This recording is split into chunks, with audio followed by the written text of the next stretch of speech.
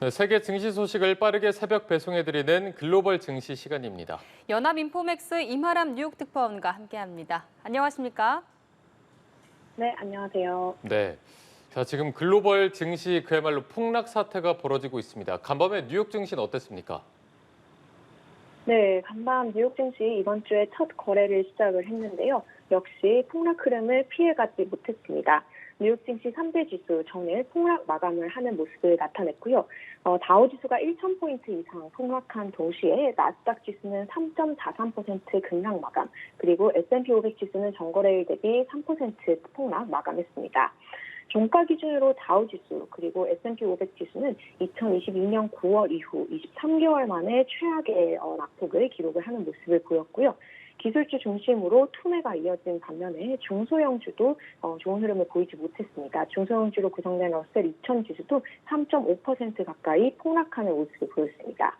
주가 폭락 사태 속에 시장의 변동성도 폭증했습니다. 미국의 월가 공포지수로 불리는 빅스 지수는 코로나 팬데믹 당시 주가가 폭락했던 2020년 3월 이후 가장 높은 수준으로 치솟았습니다. 네, 어제 아시아 증시가 하락한 데 이어 결국 뉴욕 증시도 폭락 흐름을 피해가지 못했는데요. 장중 흐름 자세히 전해주시죠. 네, 사실 어제 아시아장에서 엄청난 투매가 일어났고요. 기록적으로 볼 수 있는 굉장한 주가 급락세가 있었습니다. 특히 일본 증시가 1987년 블랙먼데이 이후 최악의 하루를 보내면서 사실 유럽 시장에서도 분위기가 좋지 않았고요. 뉴욕 시장도 하락할 것이다라는 점이 좀 거래 전부터 예견이 됐었습니다. 오늘 선물 시장에서부터 뉴욕 증시 3대 지수는 급락세를 연출을 하는 모습을 보였고요. 장 초반에 뉴욕 증시는 패닉 장세를 나타내면서 엄청난 하락세를 보였습니다. 개장 직후에 오늘 나스닥 지수가 6% 이상 폭락을 하는 모습을 보이면서 15,708.54점까지 저점을 낮췄습니다. S&P 500 지수도 오늘 장 초반에 4.2% 폭락을 하는 모습을 보였는데요. 지금 장 초반에는 낙폭이 굉장히 큰 폭으로 커지면서 오늘 뉴욕 증시에서도 엄청난 낙폭이 나오는 거 아니냐라는 우려가 증폭을 했습니다. 하지만 오전 중에 나온 미국 경제 지표가 그나마 좋게 나와주면서 이 투매 심리가 어느 정도 안정이 되는 모습을 보였는데요. 나스닥 같은 경우는 장 초반 6%대 하락했던 데에서 낙폭을 이제 절반 수준으로 줄이기는 했지만 전 영역으로 벌어진 무차별적인 투매는 오늘까지 전체적으로 지속되는 상황이다라고 볼 수 있을 것 같습니다. 네, 지금 증시가 연일 하락세를 이어가는 상황인데 도대체 언제까지 이런 흐름이 이어질까가 가장 관심인 것 같습니다. 현재 월가의 분위기 어떻습니까? 네, 지금 시장을 지배하고 있는 것은 바로 아래 공포, 경기 침체의 영어 단어에 따온 리세션에서 R을 따온 아래 공포가 시장을 좀 지배하고 있는 상태입니다. 결국 실제로 미국 경제가 침체에 빠질지 여부에 따라서 이 시장에 엄청난 공포 심리가 진정이 될지가 결정이 될 것으로 보이는데요. 지금 월가에서는 아래 공포에도 불구하고 미국 경제가 실제로 침체에 빠질 가능성보다는 침체를 피할 가능성이 더 크다라는 좀 전망이 힘을 얻고 있는 상태입니다. 오늘 월가 투자하는 골드만삭스는 미국 경제가 침체에 빠질 위험은 25% 정도다라고 전망을 했는데요. 기존 전망치보다는 침체 위험을 더 높게 보기는 했지만 4분의 3 가능성으로는 미국 경제는 침체를 피할 것이다라고 전망을 했습니다. 투자은행 UBS 역시 미국 경제는 침체를 피할 것이다라고 주장을 했는데요. 어쨌든 지금 펼쳐지고 있는 뉴욕 증시에서의 조정은 좀 당분간 이어질 것으로 예상하는 것이 좀 대세의 의견인 것으로 보입니다. 지금 사실 미국 경제, 특히 미국 주식을 끌어내린 것이 이 침체에 대한 공포도 있지만요. 그동안 주가가 너무나도 많이 올랐기 때문에 이런 주가 조정이 좀 필요한 상황, 너무 조정을 오랫동안 겪지 않았던 상황이기 때문에 더욱더 투매가 가속화되고 있습니다. 그렇기 때문에 이 높은 밸류에이션이 어느 정도 정상 레벨로 돌아갈 때까지 미국 증시의 조정은 이어질 것이다라는 의견이 좀 힘을 얻고 있는 상황인데요. 월가 투자은행 스티펠에서는 이번 조정이 더욱더 고통스러워질 수 있다라고 주장을 했습니다. 지금 뉴욕 증시의 낙폭이 두 자릿수로까지 좀 벌어질 수 있다라고 얘기를 했고요. S&P 500 지수 기준으로 4,700대까지 좀 떨어질 수 있다라는 의견을 전했습니다. 과연 이런 상황에서 이제 투자 전략을 어떻게 가져가야 되는가에 대해서도 굉장히 이제 고민이 많으실 텐데요. 왕년에 채권 왕으로 불렸던 인물인 빌 그로스 같은 경우 자신은 지금 매도, 매수 둘 다 하지 않는 상태다라고 얘기를 하면서 관망을 권고를 했습니다. 지금 기술주가 좀 굉장히 많이 내리면서 인기 있는 기술주를 어떻게 보면 좀 저점 매수할 수 있는 타이밍인가라는 것에 대한 의견도 일각에서 나오고 있는데요. 시장이 너무 낙폭이 크고 좀 글로벌이 거세게 일어나고 있는 상황이기 때문에 이런 상황에서는 매수를 하기보다는 약간 관망을 하는 것이 낫다라는 의견이 조금 더 무게가 있는 상황입니다. 지금 대다수 전문가들은 미국 증시에는 더 큰 하락이 예상되고 있다라고 전망을 하고 있는 상태이고요.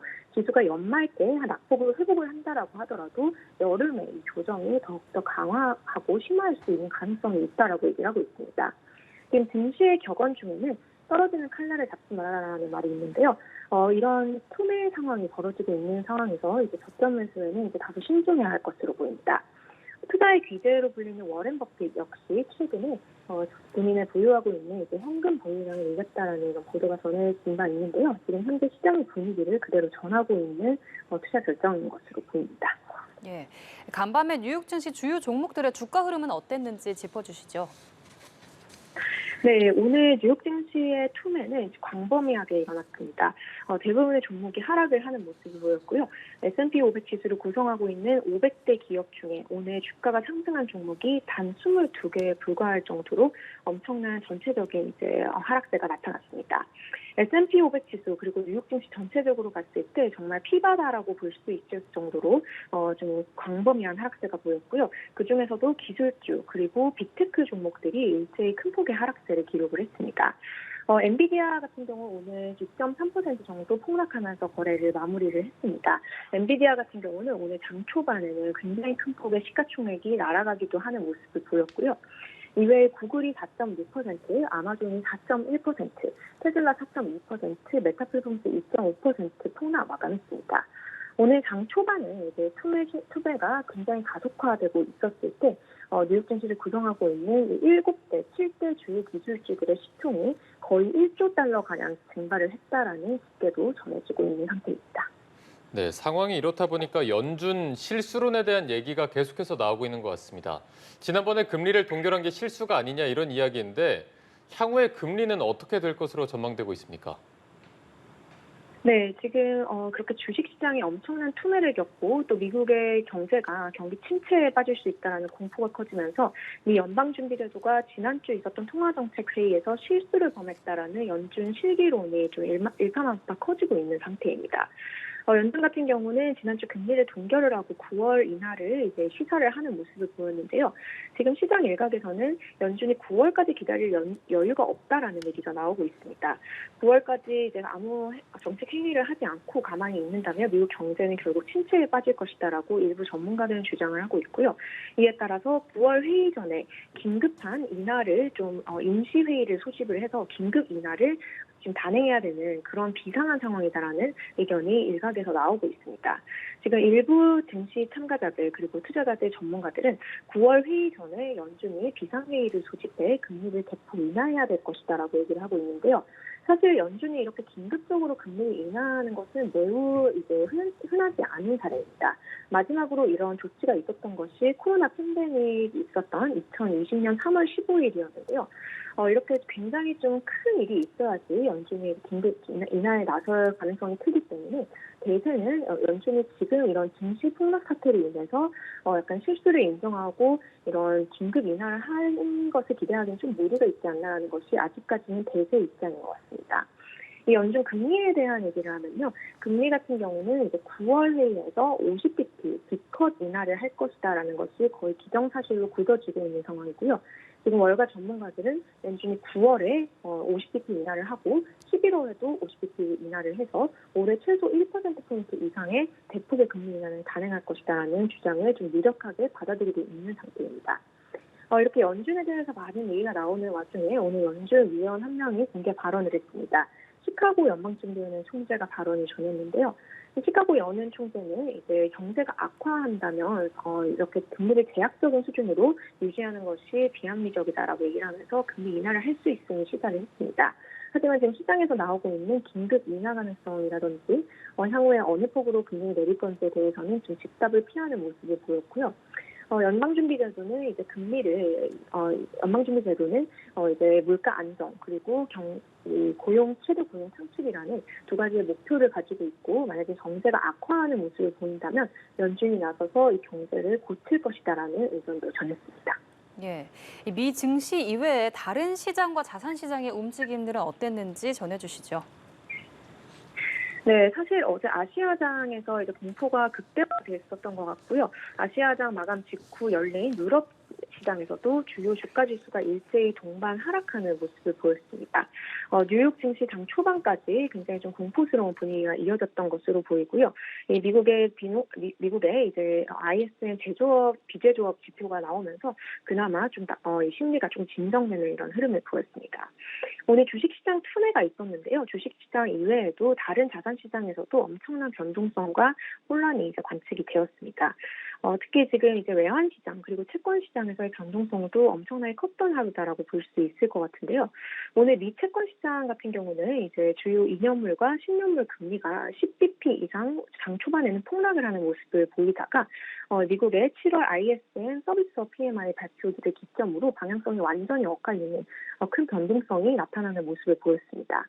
이 외환시장에서는 엔화가 흐름을 주도하고 있습니다.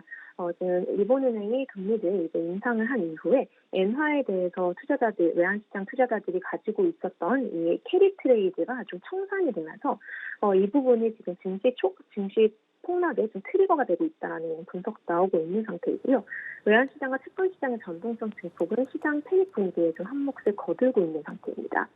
가상화폐 시장도 오늘 폭락하는 흐름을 보였습니다. 특히 비트코인 같은 경우는 이렇게 시장의 변동성 그리고 공포가 높아진 상황에서 비트코인의 매력도가 좀 크게 떨어지는 모습을 보였고요. 비트코인 가격이 미국 시간으로 한때 5만 달러 정도 붕괴가 되는 흐름을 나타냈습니다. 예, 알겠습니다. 지금까지 글로벌 증시 상황 알아봤습니다. 연합인포맥스 이마람 뉴욕 특파원과 함께했습니다.